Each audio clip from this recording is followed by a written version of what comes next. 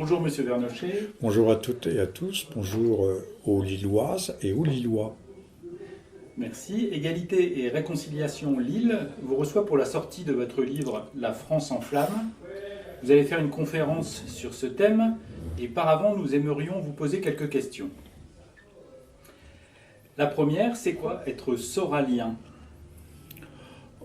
Soralien, c'est d'abord personnellement, même si je dirige des émissions sur égalité, réconciliation, modulation de fréquence, ce dont je suis très heureux, c'est un grand privilège, sans être un soralien forcené, je dis simplement c'est quelqu'un je regarde la caméra, qui prêche pour la liberté de parole, la liberté de penser, la libre parole, aurait-on dit autrefois. Et donc, de ce point de vue, tous les hommes de bonne volonté et de bonne foi ne sauraient être, d'une certaine façon, en totalité ou en partie, ne sauraient être que soraliens. La question suivante, c'est quoi être patriote? Écoutez, c'est inscrit dans nos gènes, dans la nature. On revient toujours à l'endroit où l'on est né. Je pense à ces petits macarumoines, qui, vous savez, sont des petits pingouins volants qui reviennent avec des petits poissons, des brochettes de petits poissons dans le bec, nourrir leurs petits, et qui habitent des terriers assez profonds, plusieurs mètres de profondeur. Et même si on les exile à l'autre bout de la planète, ils reviendront, enfin j'exagère peut-être un peu, ils reviendront toujours à leur terrier de naissance. Au fond, l'homme, contrairement à ce que l'on dit, n'est pas du tout un nomade, contrairement à ce que pense monsieur Attali et bien d'autres. Nous sommes des arbres avec de profondes racines, même si nous sommes des arbres marchands, mais pas marchands à la façon de monsieur Macron. Très bien. Question suivante, c'est quoi être chrétien et éventuellement plus spécifiquement, quel est son rôle dans le monde actuel? Question difficile. La chrétienté est bien malade. Elle est en perte de repères, même en perte de sens.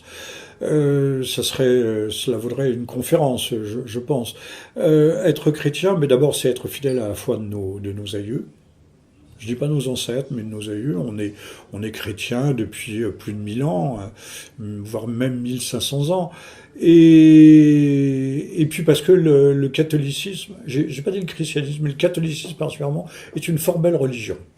Ce Dieu qui meurt en croix pour le rachat des péchés du monde, qui s'offre en holocauste, c'est-à-dire en sacrifice, pour nous, et qui prêche, si on écoute bien Notre Père, dans quelle prière au monde y a-t-il la demande à la fois du pardon des offenses pour soi, en contrepartie du pardon exercé par soi-même pour les offenses qui nous ont été faites ou qui nous seraient faites.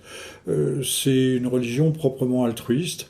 Alors bien sûr, la perfection n'étant pas de ce monde, nous ne sommes pas ni des héros ni des saints, hélas, mais la catholicité doit nous inspirer et nous montre l'étoile polaire vers laquelle nous devons nous diriger.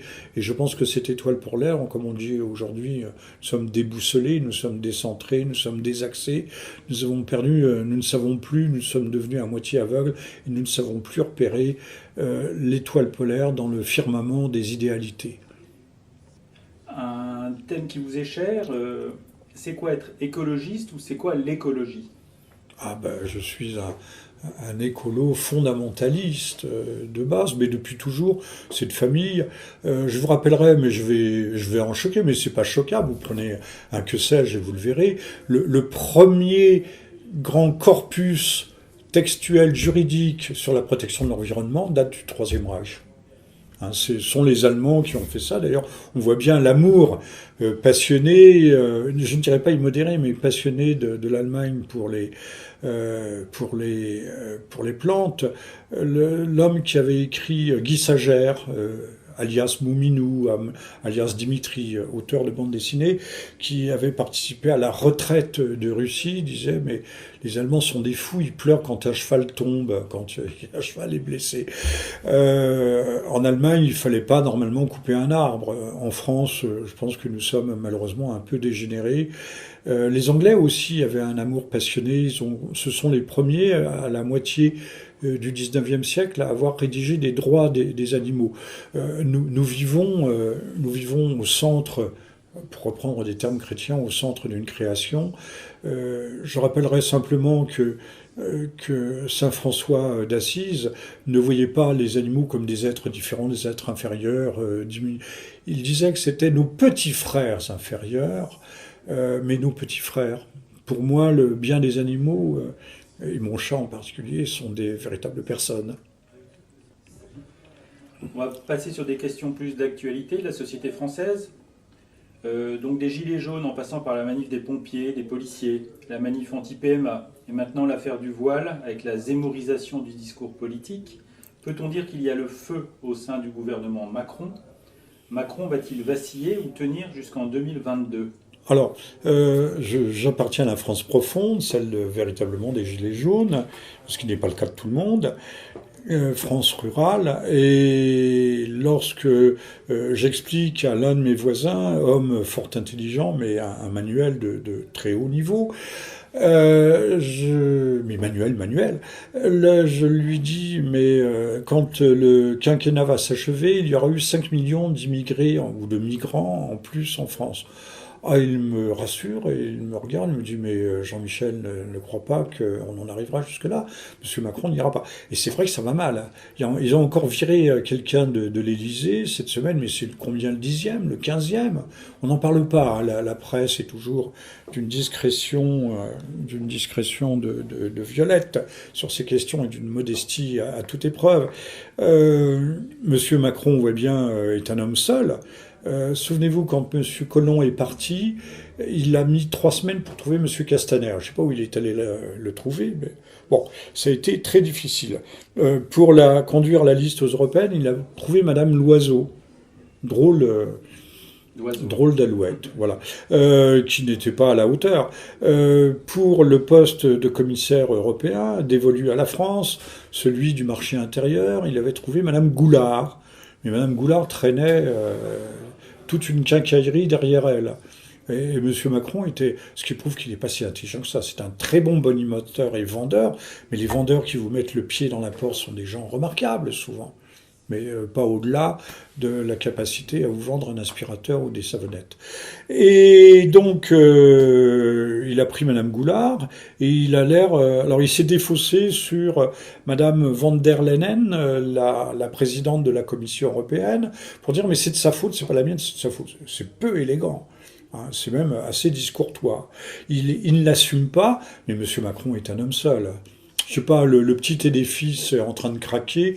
Là, ils sont en train de tenter des manœuvres de dernière heure pour essayer de sauvegarder des bastions municipales en faisant des promesses à ceux qui voteraient bien, qui seraient de la bonne coloration politique, en leur promettant des avantages. On va par exemple maintenir, là où on n'en a plus besoin, des magistrats instructeurs, là où ils n'ont moins de 50 dossiers à traiter par an, là où on n'en a pas besoin, mais parce que ça crée autour du magistrat instructeur, il y a une quarantaine de personnes, ça fait vivre un peu le commerce, pas beaucoup, mais un peu. Donc on en est là avec des petits arrangements de basse-cour, en offrant des sucreries aux uns et aux autres, à essayer de ne pas perdre trop de municipalités. J'espère que M. Macron aura de grandes déceptions. Je le lui souhaite. Vous avez dit récemment dans une interview que le mouvement des Gilets jaunes n'était pas enterré, malgré une forte récupération de la gauche. Comment les Gilets jaunes pourraient-ils renaître et quelles perspectives pour la suite du mouvement? Alors, ils sont jamais morts. D'abord, ils manifestent cet après-midi, mais quand ce sont les policiers qui, à la veille du massacre de la préfecture, il y était 20, 30 000 et plus encore à défiler dans les rues de Paris, à la veille du massacre, hein, qui est intervenu le 3 octobre. C'était le 2 octobre, je crois, les policiers étaient dans la rue. On a eu les pompiers, on a eu les hospitaliers, les urgentistes, on a les professions libérales pour les retraites, que ce soit les avocats, les ceci, les cela. Mais tout ça, c'est des manifestations de mécontentement qui sont plus catégorielles, je vous l'accorde, mais qui participent du mouvement général des Gilets jaunes. Donc en fait, la France est en ébullition. Elle n'a jamais cessé de l'être. Et donc la question suivante, n'y a-t-il pas quand même une tendance au catastrophisme dans notre société? La catastrophe, elle est là. Combien, aujourd'hui, on ne sait plus très bien combien on a de migrants en France. Quand je prends le métro à Paris, je cherche qui sont les indigènes, les vrais indigènes, c'est-à-dire les aborigènes ou les autochtones. J'en vois quelques-uns, mais je n'en vois guère. La France non seulement a changé de visage, mais on a créé ce creuset infernal, cette marmite du diable. On voit bien que la France, en s'américanisant, et plus elle s'américanise, plus elle se tiers-mondise. Mais la tiers-mondisation, il y a bien sûr une frange chicos, de bobos, internationalistes, cosmopolitistes, mais tout le reste, ce sont des gens qui sont à charge. Regardez ce que nous coûte l'aide médicale d'État. 1, 2, 3 milliards par an. Regardez ce que nous coûte. On voudrait qu'on nous publie enfin les vrais chiffres, du coup, en termes d'éducation qui ne sert à rien, c'est le tonneau des Danaïdes, en termes d'institutions pénitentiaires et judiciaires.